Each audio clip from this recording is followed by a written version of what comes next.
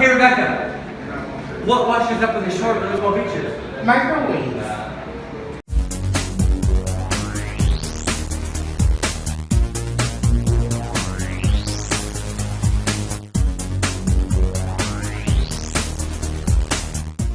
Welcome to the View! The holiday edition. Is it holidays? Yeah, don't you see the magic mushroom? Oh yeah, the magic mushroom. It's not very, it's very, what department store did they will name now? It's very Sears and Roebuck. I was thinking more Marshalls. Oh, Marshalls, it's more Marshalls, yeah. Yeah, Sears and Roebuck. Yeah, I was expecting more from Yotel, unless it's done in an ironic way. Now, wait a minute. I think they're being very ironic. Oh, do you think? Yes. Mushroom with white powder on it. What could be more ironic? Well, that's how we would look at it. But do you think that's how they look at it? Oh, I'm sure they do. Really? I'm absolutely sure they do. Absolutely. Well, that changes everything. Right, they're trying to be edgy. Are they? Believe it or not. With like a cheap trinket, basement brand. What speaks edge more than a white powder covered trinket?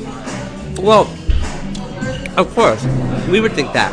But it's hard to believe that, a person in charge of this big skyscraper in Midtown would think that. Well, they pay top dollar to consultants and stylists to help them figure that out. Well, that's good to know. It's good to know that somebody's not asleep at the wheel, because the rest of the... And if they are asleep at the wheel, it's because they adjusted this mushroom.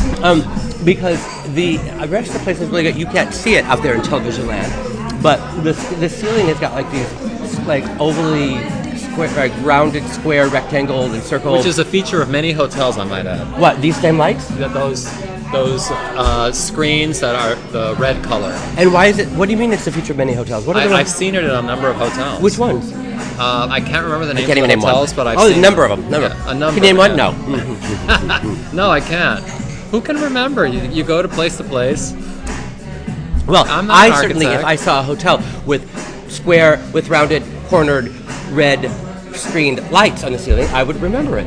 I don't know. It's not that memorable to me. I will certainly remember that Yotel has. I'm pretty sure I've seen it in other places. And the combination with the hanging white things is really cool too. And they've got the big stovepipe. Yeah, check it out. But besides that, it kind of has a Denny's feel to it. If you look behind it, there's potted plants and stuff. It's a weird combination of hip and Denny's. Yeah. Do you get that too? I like it. Yeah, I like it. It's good for the Midwestern people that are coming here. And they want something hip, but they don't want something too hip. Right. It can't be too hip because it'll discombobulate. It's got to be hip. It's got to be faux hip. Right. Not tragically hip. No. This is literally tragically hip. Us being here homeless? No, it's because it's not really hip. So that's tragic. But faux hip, I think, is a good... Oh, my God. Did you just see that? The person with the blinking white hat over there. New York City! Yeah, I know. It's Times Square with the 2000, the blinky 2000. Okay, so... update on our new venue. Oh, it's so which we do not have yet. We do not have a new venue. We have many new venues. We have a lot of choices. But the problem is that, with me anyway, that I don't think we should choose a Thursday or a Sunday only to be offered a Saturday, the week later or something like that. So we don't want to have commitment remorse. Right, because some which places, can be fatal at times. Yeah, it can be. Because we want to be somewhere else so badly that we could die. So or kill ourselves. So we're offered a Sunday and a Thursday and a Monday, was it? We've been offered a Sunday, a Thursday, but we're holding out for Saturday. Right. And we're very close to Saturday. Kyoki and Tom Mello are doing a Saturday night somewhere. They haven't secured the date yet, the place yet, but they're looking at several places. And when they secure the place, we're going to be in the package with them. So I'm really looking forward to that'll be fun. Teaming up with them. Yeah, that'll be fun. I've always liked Tom Mello, and he and Kyoki. He kind of reins Kyoki a little bit. Kyoki can never really do anything on his own. He needs somebody like me. He needs somebody else to kind of control him and rein him. Control his creativity and rein him in. And that's Tom Mello. And Kyoki sent me some of his new songs yesterday, and they're very good. It's the first time he was producing music on his own. Well, in probably 3 years. All right, we're going to take a break, and we'll be right back. And now a word from our sponsor.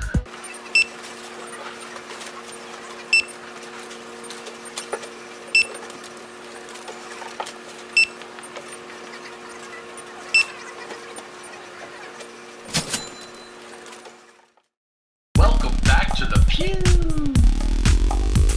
Welcome back to the pew. Welcome back to the pew. We're going to talk about bucket lists. I hate talking about it because Why? they depress me. For Why? obvious reasons. Why?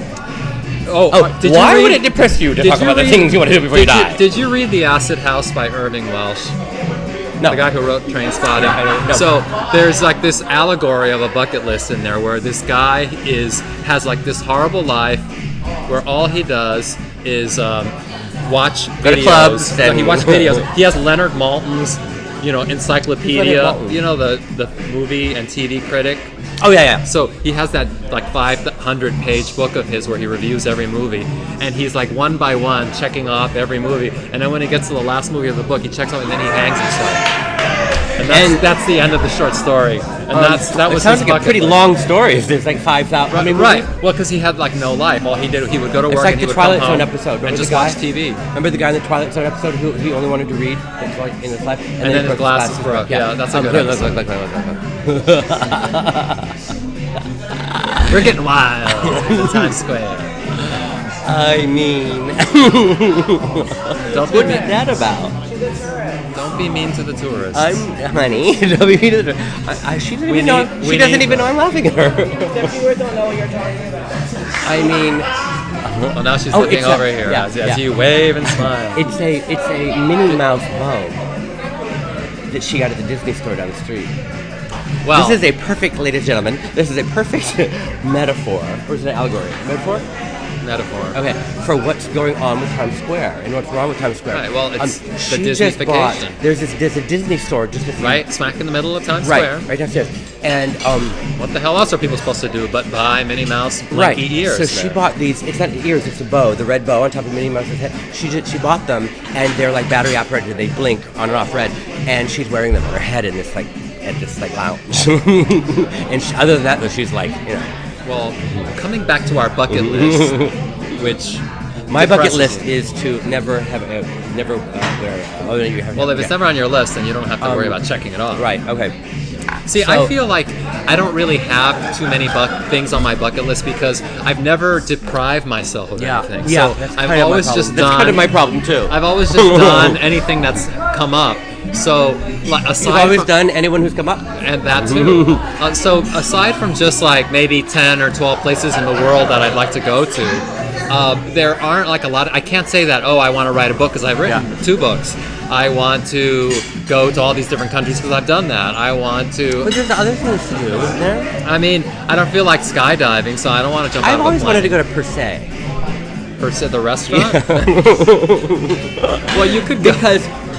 Because I know it's really tacky and terrible and all that, but I want to experience that.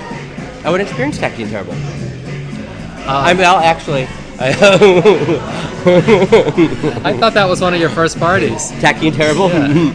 Oh, these are my friends. These are my friends, Tacky and Terrible. They could be the new It Twins. Yeah, the host of your first party. Tacky and Terrible. That's a Wasn't that you? Weren't you the host of one of my first parties? I didn't know you back then. By the way, I'll tell you later about that. The It Twin thing. Yeah, I can't say that I've been everywhere that I want to go because I haven't. I do want to go. I would like to go to Russia. I would like to go to Moscow, St. Petersburg. And as you know, our friend Bob French, somebody that we've known for a long time, the guy who got me addicted to heroin, he had rented an apartment in Siberia. He literally found the cheapest place in Russia where people have the lowest income, and then he rented an apartment. There are 2-bedroom apartments for like $200 a month, and he doesn't live there, but he has the apartment. And then he went out and got all these prostitutes and young boys who are like don't have any money, and he lets them live in the apartment for free, and then he just goes over there and fucks them every once in a while. Well, that story segues perfectly into our bitches want to know question. Wait a minute, don't you have any comment on that? Yeah, well, Ashley Scott has a question about it. Oh, do you have any Michael, friends that have apartments? I was just wondering if you have considered adopting a gay teen.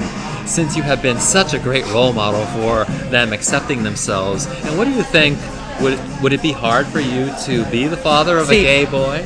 See, I know that letter wasn't written in the sarcastic tone that you read it in. It was written. Well, it wasn't supposed to be prefaced by a story about having a house full of gay teens. Well, I don't know if it was or it wasn't, but it wasn't meant to be written in that sarcastic tone. And I apologize to Ashley Scott on Ernie's behalf, or on the show's behalf, because the opinions of the Pew do not necessarily mirror the opinions of Ernie Glam. So, would I consider adopting a gay teen? In Russia? I might consider letting a gay really teenager cheap. move in with me. In Russia? And having him call me daddy. I might consider that. All right, thanks for watching. Thanks.